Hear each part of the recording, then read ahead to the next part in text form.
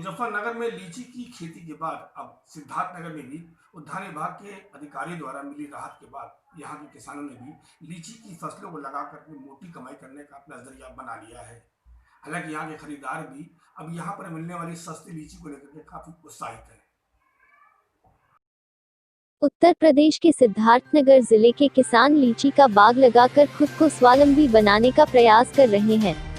हालांकि उत्तर प्रदेश का मुजफ्फरनगर जिला लीची की पैदावार करने के लिए मशहूर है, लेकिन आने वाले दिनों में सिद्धार्थनगर जिले में पैदा होने वाली लीची की पैदावार भी इससे कम नहीं है।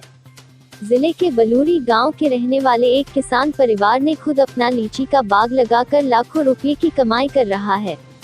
हालांकि लीची लगाने वाले किसान का कहना है कि खेत में पैदा होने वाली इस लीची से हर साल लाखों रुपये का मुनाफा होता है।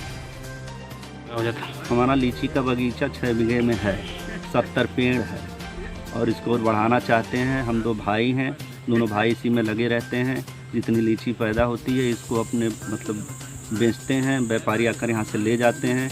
हम दोनों भाई इसी में लगे रहते हैं बराबर, और जितना पैदा होता है लीची इसमें से सब खरीद कर ले जाते हैं बराबर। वहीं इन लीचियों की खरीदारी करने आए व्यापारियों का कहना है, मुजफ्फरनगर से आने वाली लीची से यहाँ पैदा होने वाली लीची काफी कम दामों में मिलती है। बगीचे में फायदा यही है कि लीची खाने पे तीनों बरसात हो जाए, इसमें कीड़े नहीं पड़ते हैं। हर बगीचे में कीड़े पड़ जाएंगे, इसमें कीड़े नहीं पड़ते हैं।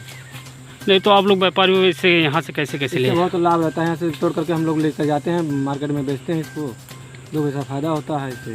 और बाहर वाली लीची जो आती हो उसमें ढेपे पे कीड़े मिलेंगे, मुजफ्फरपुर की हो चाहे कोई भी बगीचा हो, उसमें आप देखिएगा तो ढेपे पे जरूर कीड़े मिलेंगे।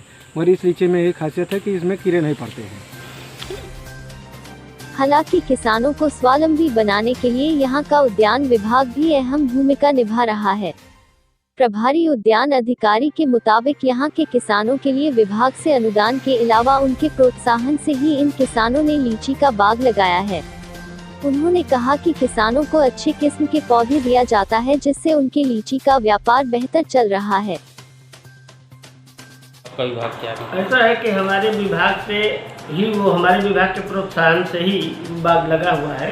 आज भी हमारे यहाँ मिशन चल रही है, राष्ट्रीय बागवानी मिशन, उसके अंतर्गत ही उनका बाग लगवाया गया है। और वो बाग लगभग 1 हेक्टेयर से कुछ अधिक ही है, और हम समझते हैं कि इस समय लगभग 3 से 4 लाख रुपए की अर्निंग उनको हो जा रही है। और बहुत ही उसको फसल को बिकने में भी कोई दिक्कत नहीं है।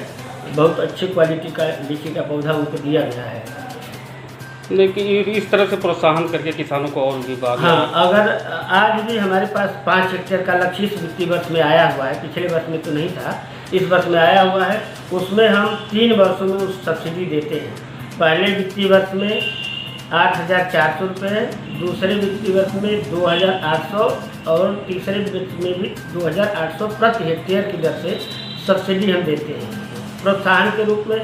क्योंकि सब्सिडी को 3 वर्ष में इसलिए दिया जाता है कि अगर बीच में किसी पौधे की मॉर्टेलिटी हो गई तो उस पैसे से किसान परचेज करके पौधा लगा दे।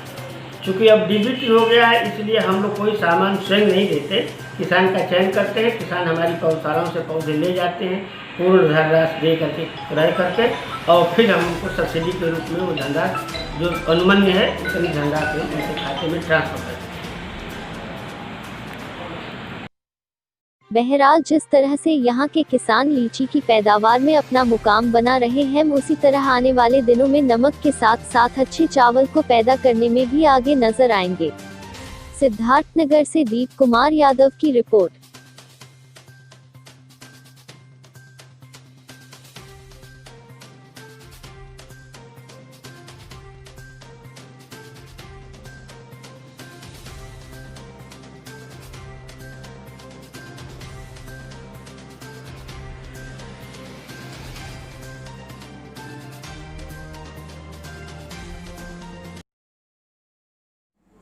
आप देख रहे हैं लाइव न्यूज़ 24x7।